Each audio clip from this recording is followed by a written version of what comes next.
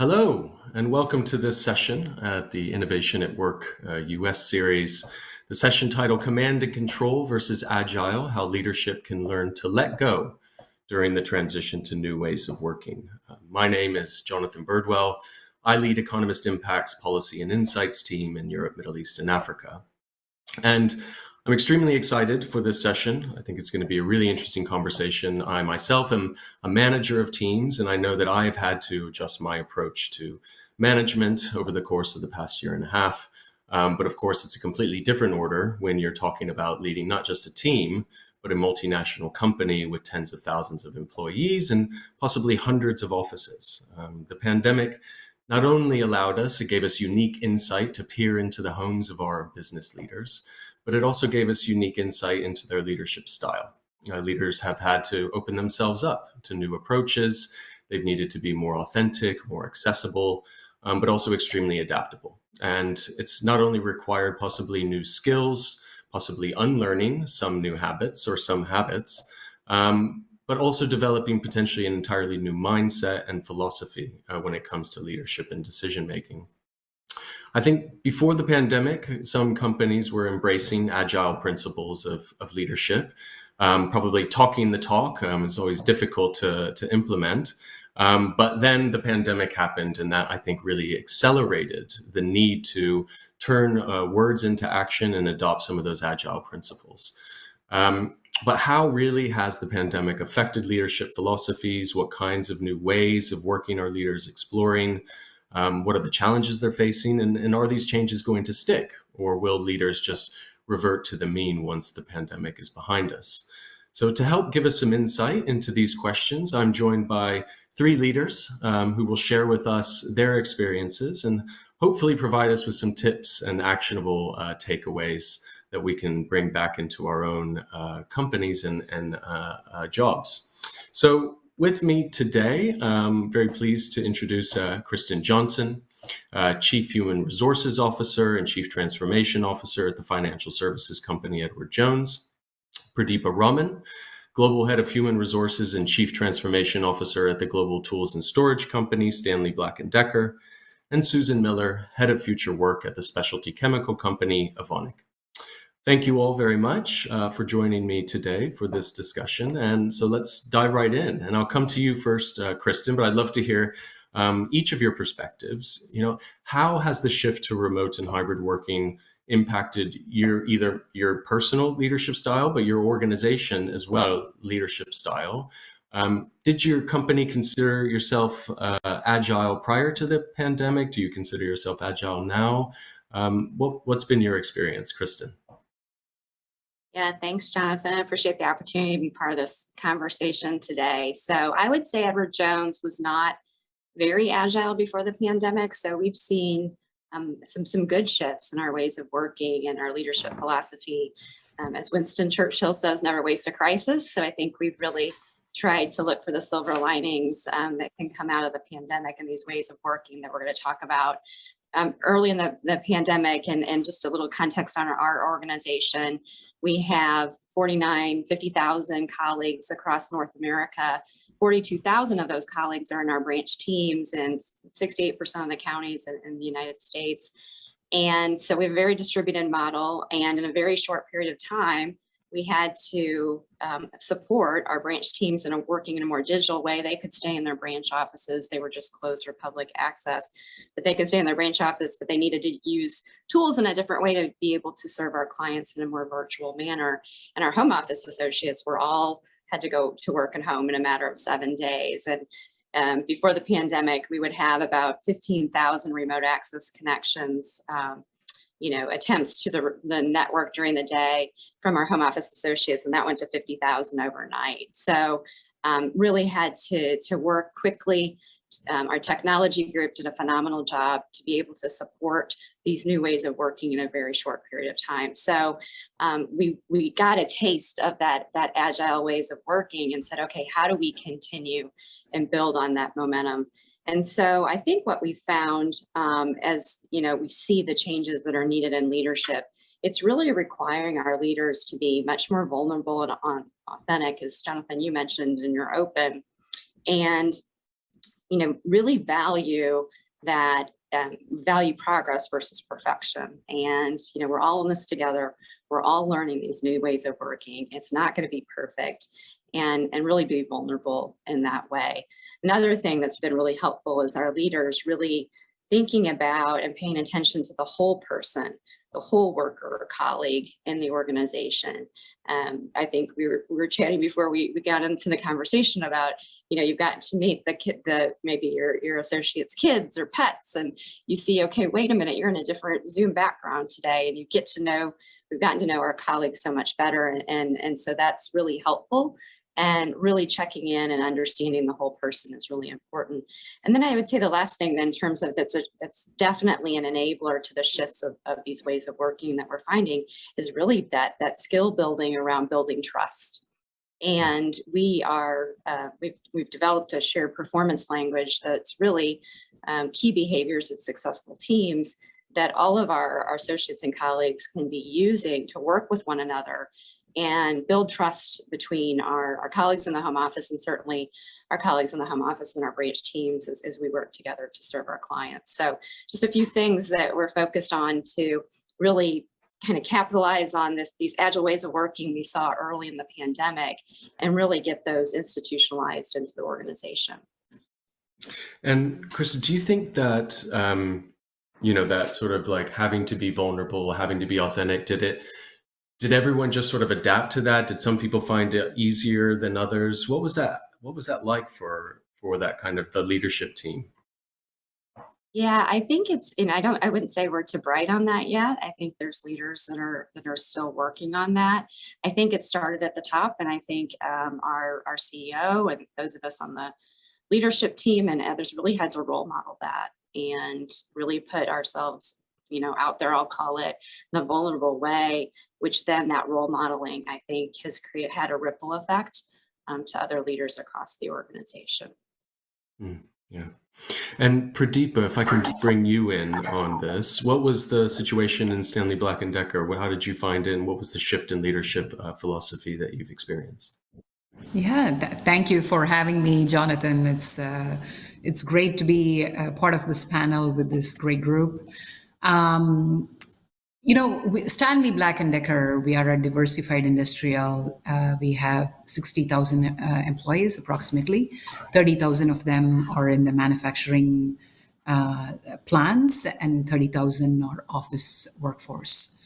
So when the pandemic happened, much like Kristin said, the office workforce had to become digital workforce for the most part, right? And the manufacturing workforce still came into the plants. So on one hand, our heavy focus from a manufacturing standpoint is how are we going to keep our workforce safe? How do we think about getting them access to vaccination, because we have plants around the globe. And so their safety protection was first priority. And as time progressed, especially in the beginning of 2021, how do we get access to people who want to get vaccinated, the vaccines to protect them, right? Like that was on the manufacturing front.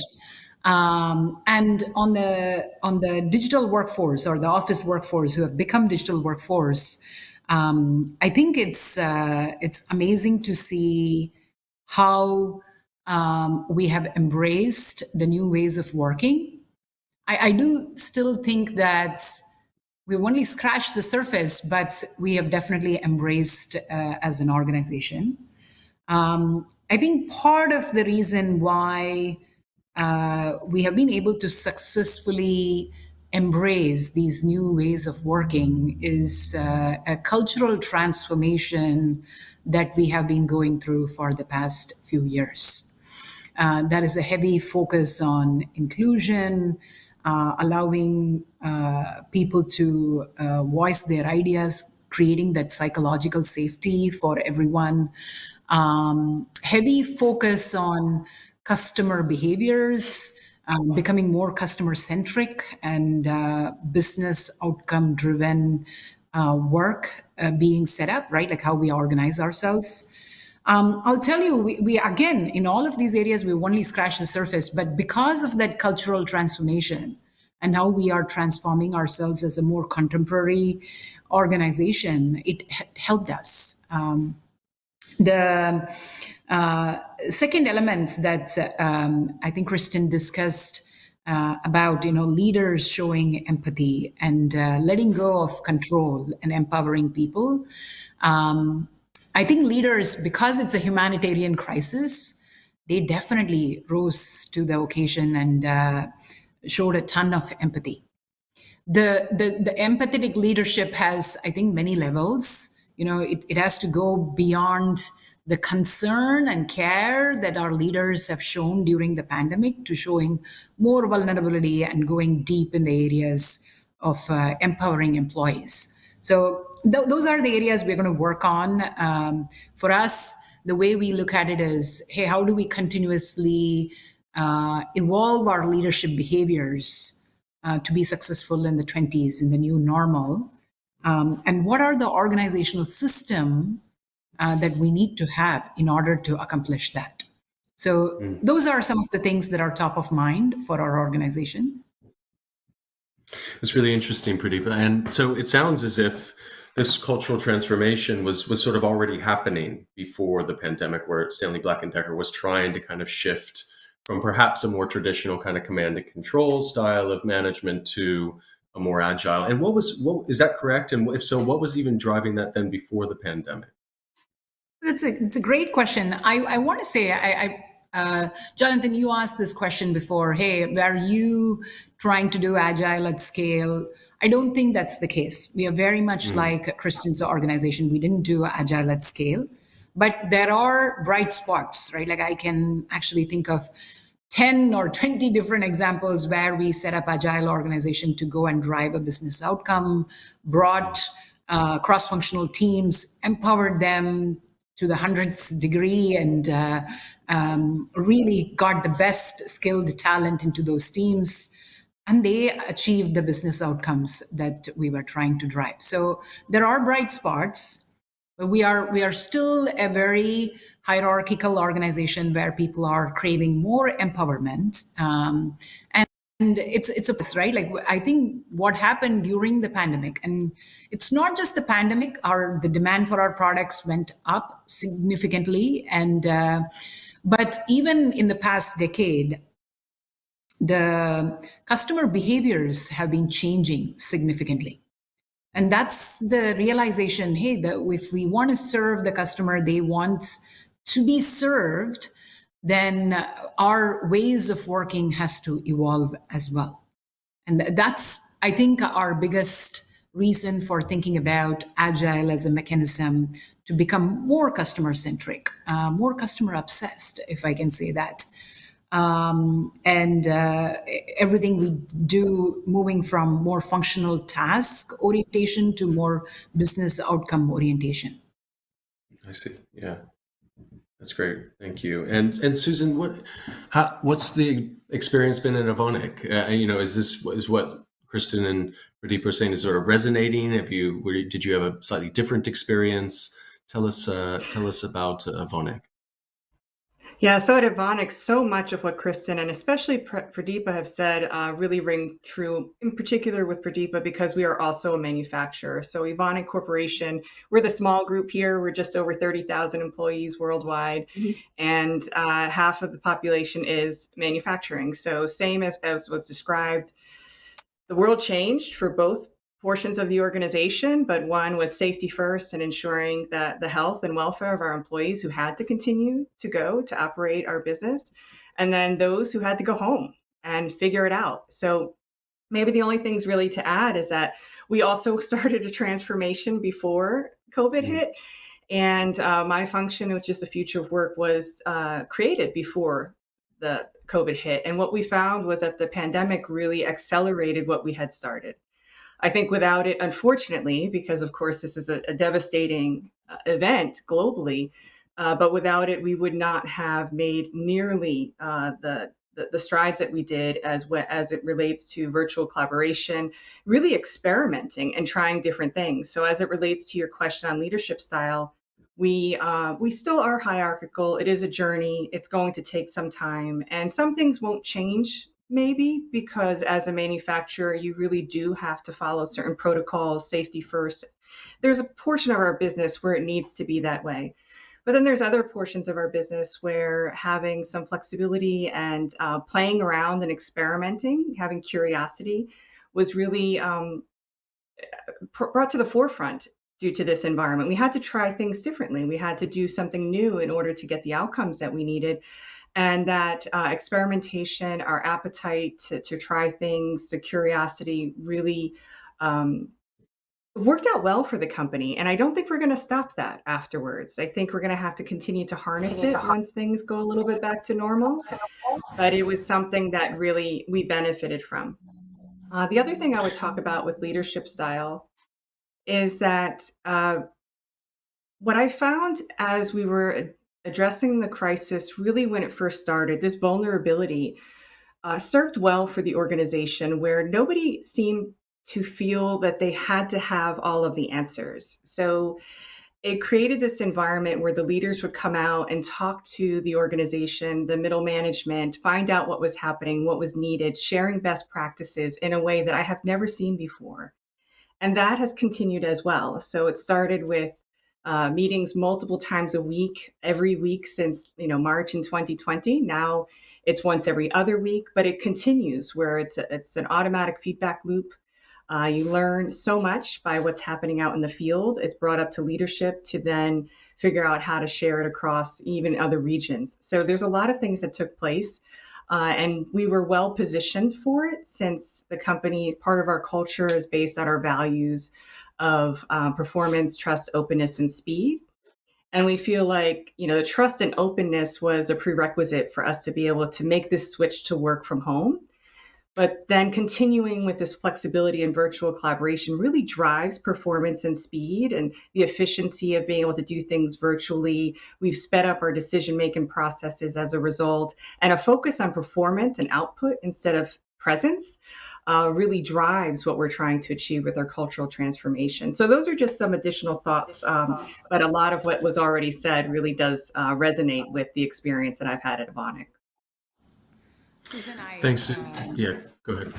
Jonathan, I was going to say two things that Susan said highly resonated, right? Like COVID, the pandemic has been devastating in many ways, but from a cultural transformation standpoint, it definitely has helped, right? Like the importance of presence not being, it shouldn't be the case, but it should be about the outcome and the results people produce. And that's something this digital working environment has heavily helped. And also this element of something Susan said that resonated with me heavily was that is a place for command and control, especially when you are thinking about safety, scale, very predictable environments where we have done this again and again. I think that is a place for command and control, while agile is the future, right? Like, so that there will be more work done in a more agile way.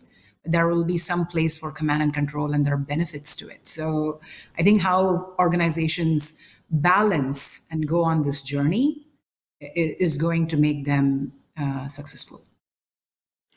Yeah, I think that's a really interesting point, Pradheepa. And I kind of want to drill in a little bit more on the opportunities and the challenges that these sort of new ways of working. I think you've already sort of articulated some of the opportunities, but I'd love to hear a little bit more. Is it, what is really, how are your organizations really going to benefit from agile, like adopting agile principles? Is it about sort of widening the sort of pool for people to contribute to decisions? Is it, as you mentioned, sort of business outcomes? What are some of those business outcomes and opportunities? Can you give us some examples that you see?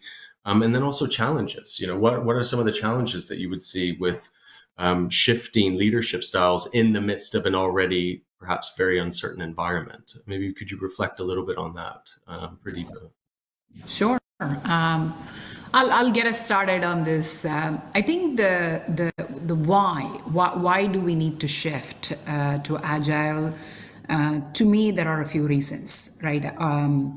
The customer organizations are trying to transform themselves around this concept of customer centricity, and the behaviors of the customers, as I just mentioned, it's rapidly evolving. So to keep up with that, the current methodology of very hierarchical organization, the speed at which they can move versus what agile organizations can do with more experimentation, moving fast.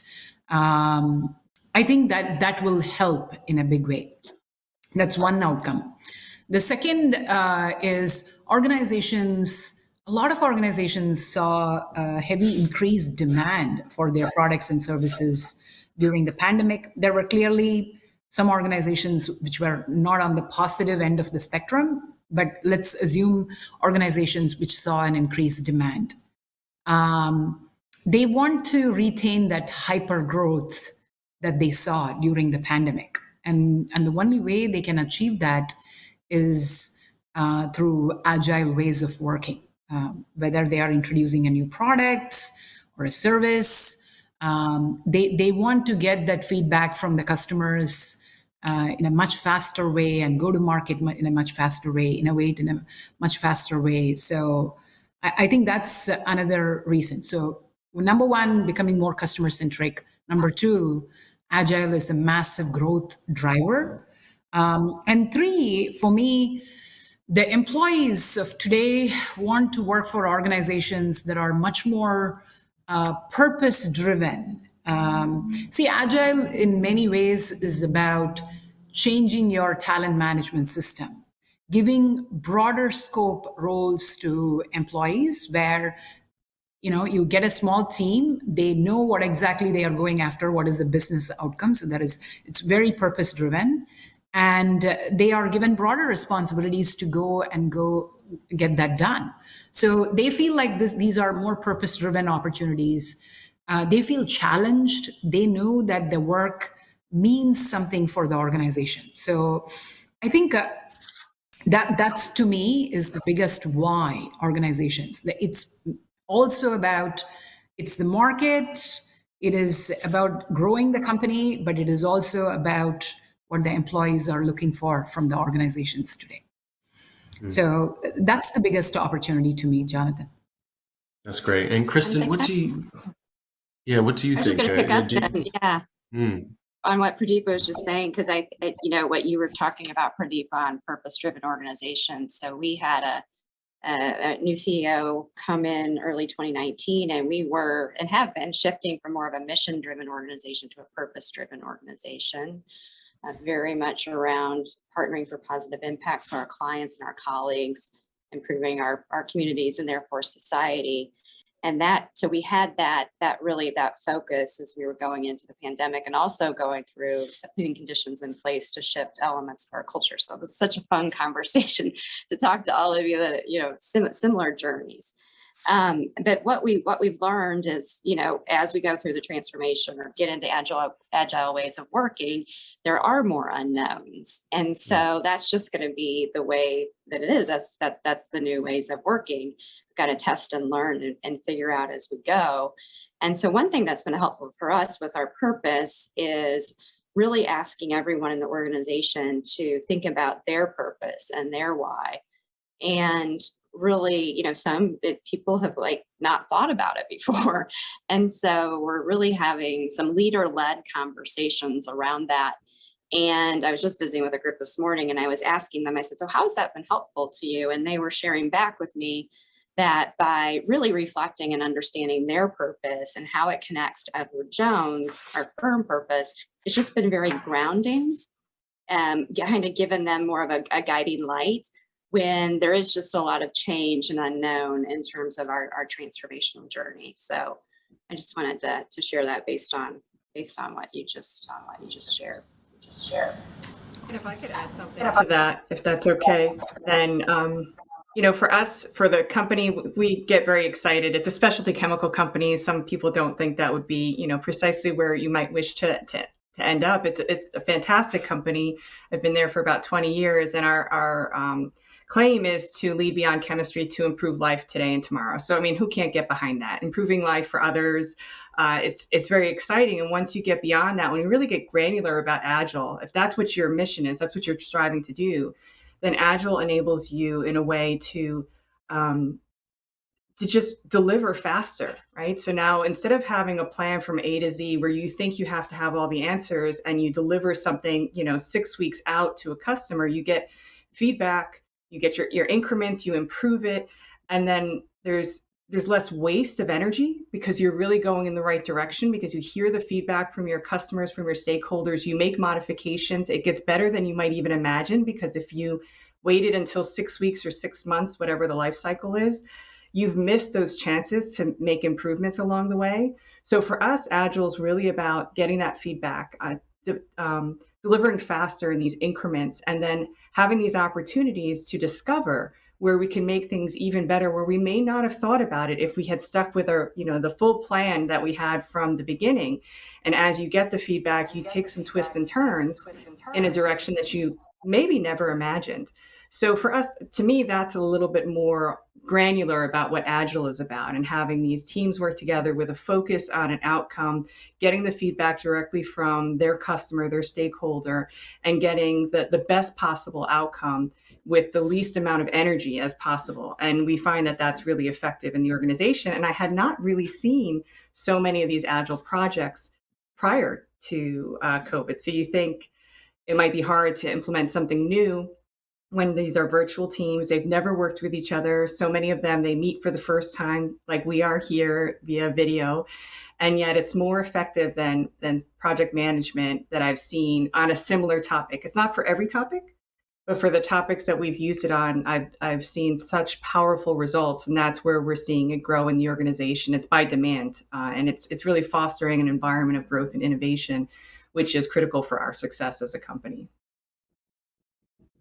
That's a great one, Susan. One more thing that I thought of as you were speaking about experimentation and going to market fast is this VUCA environments and so much uncertainty that prevails. The environments in which our businesses are operating are so unpredictable. And in that environment, when you don't have all the data to make decisions, a more agile, empowering approach will go a long way. And I think that's another reason, right? Like the businesses are operating in more uncertain environment than they operated in the previous year, right? And it's not just the pandemic, it's the natural catastrophes, it's the geopolitical situations, it is everything from commodity, inflation, logistics is a massive nightmare right now because, you're not able to, it takes a long time for you to get products from China or wherever you're manufacturing them or procuring components from. So in such an uncertain environment, I think this level of experimentation and moving fast with agile mindset, I think will go a long way. And do you think the hybrid working model, if we move towards, or we're already in perhaps, some people in the office, some people at home, does that make implementing sort of agile principles easier, harder? What do you think about that component to it all? Kristin? Jonathan, I was going to bring that up as a challenge, and we're working through it right now. So what we've talked about is some of the benefits of agile ways of working. And, I talked about getting everybody home in 7 days, and people, we've been on this, I'll call it level playing field, right? Where everybody's working remotely. People liked the flexibility and the choice and working in different ways. And now we're trying to, we want to move to a hybrid model, still provide some flexibility, but look at, there's times, and I know different industries and different businesses, but for our home office, we do want people to come into the office. We think there's a benefit for creativity and collaboration in our culture. And, it's just interesting to work through that and think about how do we support the momentum that we've gained in those agile ways of working when you have people, not in the same, some are going to be in the office, some remote, and still want to support and really capture the progress we've made and not go backwards based on that hybrid model. So welcome, maybe Pradheepa or Susan, if you've encountered that yet, but it's kind of front and center for us right now at Edward Jones. Yeah, for us at Evonik, sorry. Go ahead, Susan. So as I say, we are also looking forward to the hybrid. We value in-person interaction as well for many different reasons, whether it's the task that needs to be done, like onboarding and networking, could be conflict resolution, or just, having a laugh with a colleague at lunch, things like this that we really miss. And I find that when I do go back to the office and no one's there, it's like, okay, so what are we going to do going forward? And we decided to go ahead with the hybrid working model because we want to capture what we value in the in-person. And in order to support the teams and their managers, we actually developed a toolbox to help those to have the conversations, is what we're finding. It's not that it's rocket science. It's just taking the time to discuss how we wish to work together. What is it going to look like going forward? What is the percentage of work from home? What are the expectations of the manager for in-person interaction? And just coming up with like a team, ground rules and a team agreement that we found also has resulted in very rich conversations, more of a team building than just a hybrid work getting ready, session. And so we do have a lot of work to try to improve hybrid meetings. So we feel like we're pretty good at virtual meetings. If it's all virtual, it's a level playing field. We know in the future we're going to have more hybrid. And we haven't cracked that nut. So if anybody else has some ideas on how to help make those a little bit better, it'd be great to hear that. But otherwise, we think just taking the time to talk to each other. This is a big difference. Some really miss being in person. Some do not want to go back in person. And so having that space to discuss it, to understand what the norms are within the team and come to an agreement about how best to work forward with the business needs in mind, of course, safety also in mind when that's relevant. And it usually is for us. So for us, we think it's very important not to assume that everybody has what they need to continue in a hybrid working model post-COVID, because we were just thrown into this.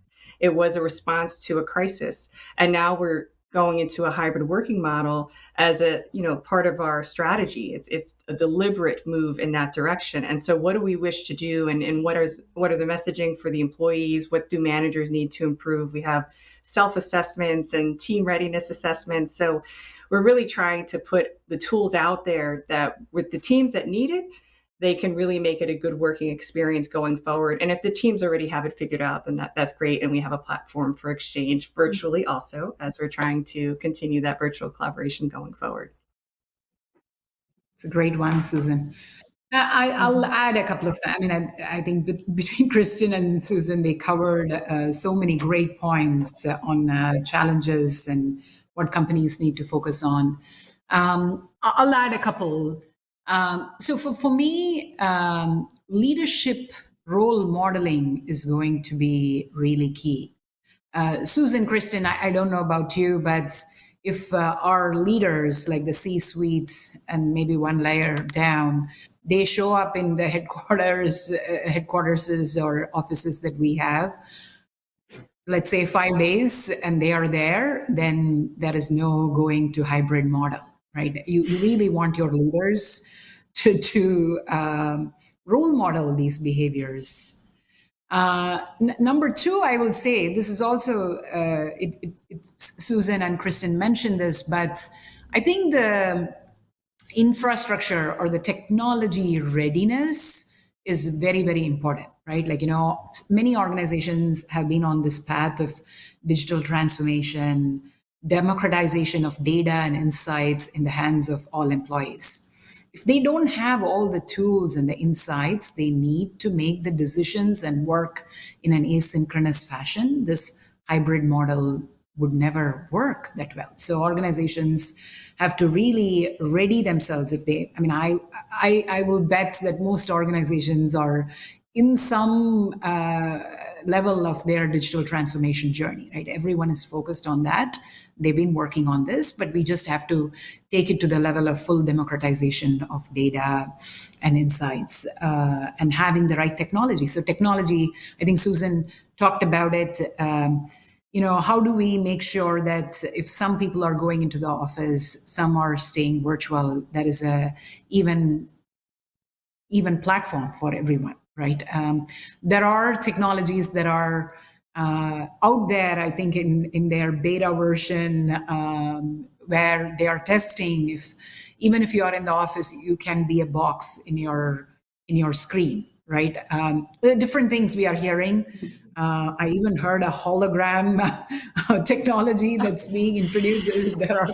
There are different levels of this, and everything is being tested. So there are going to be new technologies that are going to come to help us in this hybrid model.